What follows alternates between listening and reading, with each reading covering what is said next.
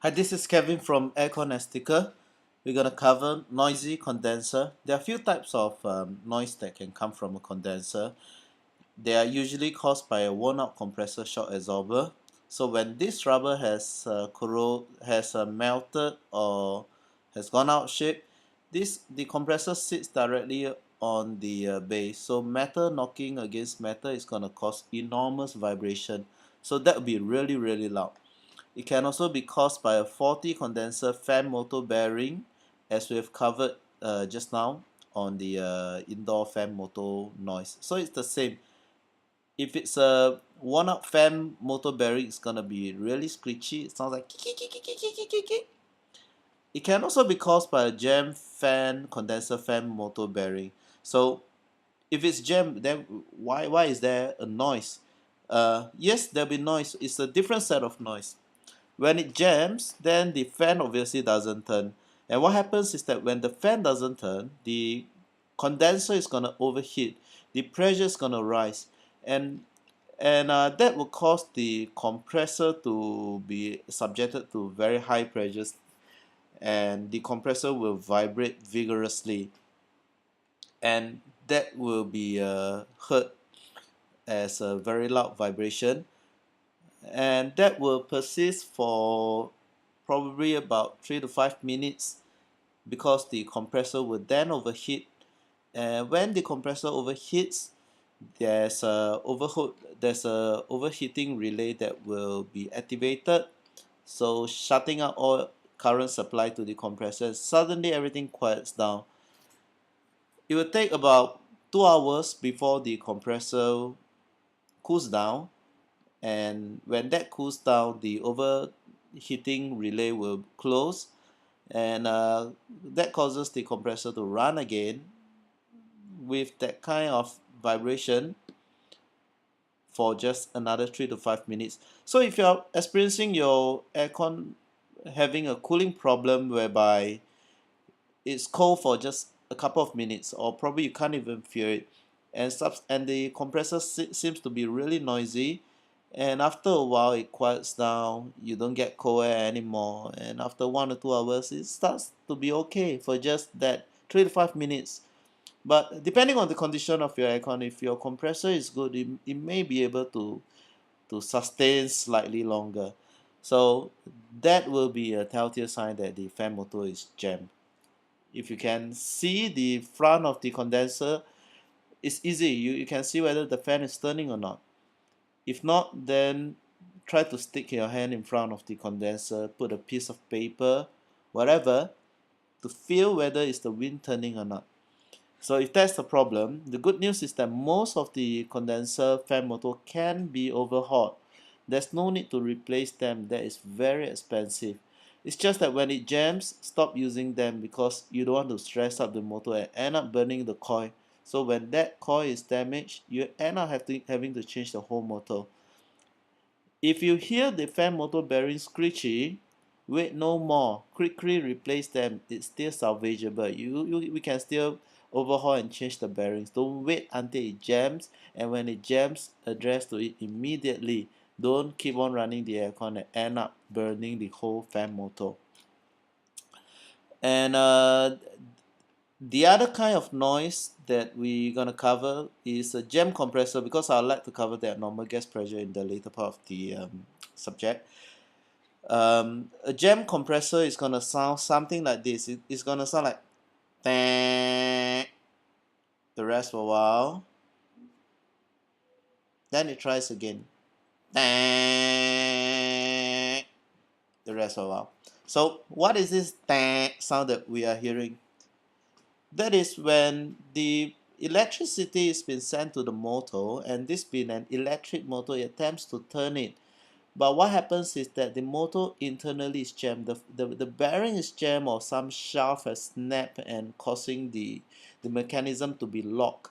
So when this electromagnet is trying to magnetize the rotor, and when it's not able to turn, it vibrates, resulting the sound that you hear, the tang sound, because internally it's vibrating. When your aircon internal bearings are tight, sometimes you don't hear this vibration. It's only very old aircon compressor we hear this very loud. Tang. When you hear this tang, that means that the compressor is jammed. But why is it that you only have this sound for just a couple of seconds? That's because when the compressor can't turn, it's gonna draw abnormally high ampere. So this high ampere is gonna produce a lot of heat, which bends a thermal strip, which is the same thermal strip that is used as the overload relay that we have mentioned before. That same component that is placed on top of the aircon compressor when the compressor overheats. It's the same thing. A high ampere, high current overheats the thermal strip. An overheated compressor overheats that thermal strip as well. So when this thermal strip is overheated, if it's by the compressor overheating, it takes about 2 hours before the compressor cools down. Whereas if it's caused by an electrical surge and high ampere which causes the thermal strip to overheat, we don't need to wait for the whole compressor to cool down because the compressor is not overheating. Then it takes a couple of seconds. This explains why you hear the tang, it rests for a few seconds only. Then the thermal strip closes again and tries again, and you hear that tang, tang, tang throughout the whole night, maybe. But at times you're lucky, so as to speak, is that after a few times, the compressor starts. And you say, oh, okay, good. But when you start hearing such a thing, it means that your compressor is about to jam. Replace them as soon as you can. Otherwise, you're gonna suffer a few nights without aircon. So now back to the abnormal gas pressure. When you have too much gas in your system, it's not good. When you have too little gas, it's not good either. And for a trained technician, simply by listening to the sound produced from the compressor, more or less, we can tell what's going on. You've got too much gas in the system, the compressor is gonna rattle. It's gonna sound like, and then the condenser is gonna be really hot. And on the other hand, do not jump to conclusion. Never attempt to measure the gas pressure without ensuring that the heat exchange properties are good.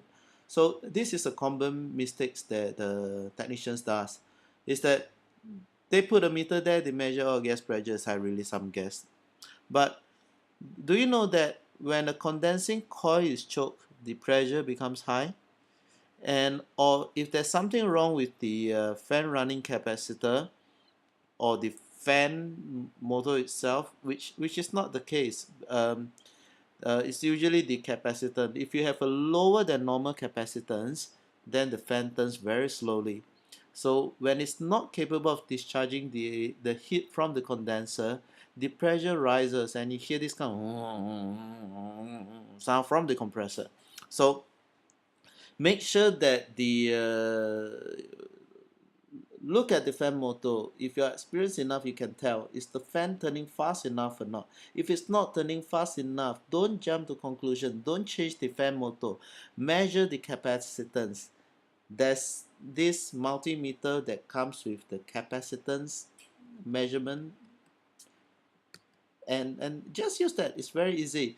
If it says 3 microfarad measure, make sure that it's 3 microfarad. If not, then replace the capacitance. That will make the fan run faster. So and then if the fan is running okay, clean up the condenser properly, so that relieves the pressure. Only then measure the gas pressure. And also not to forget is that the indoor unit needs to be clean as well, because when the indoor unit is choked, you get nonsense gas pressure as well. So never attempt to measure the gas pressure when the heat exchange properties are bad. Okay, we're gonna cover one last source of noise from a condenser. It's what we call an acoustic effect, and this is quite common in HDB flats in Singapore.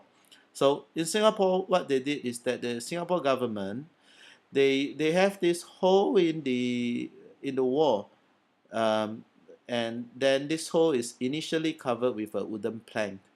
So when you install the aircon, you can remove this wooden plank. so that allows the technician to put in the bracket safely. Or initially, these wooden planks were used for those aircon that's installed through the wall, those wall-mounted aircon. But those are the donkey years technology, and nobody uses it nowadays. So, but anyway, they still build flats with this wooden panel. This the uh, dismantleable panel. So, and when you install your condenser, which is hung on a stainless steel bracket outside, technicians will cover up the inside. The outside will be using thin aluminum sheet, and inside they'll cover with thin plywood, leaving a hollow in between. So this hollow becomes like a guitar. It becomes acoustic. So any vibration that is picked up from the condenser gets amplified by this hollow, and trust me, that's not sweet music to the ear. What you can do is to remove the wooden panel below, no, inside, and stuff some unused below, whatever you can find, uh, styrofoam, whatever thin materials, and fill up that empty hole. And surprisingly, you'll find that this low humming sound, yeah, it usually sounds like hollow humming sound, and you really don't know where it's coming from. That's coming from that that wooden panel. So if you do that, that will help to reduce the noise. So once again, thank you for watching my video. My name is Kevin, and I'm from Aircon Nestica. Bye bye.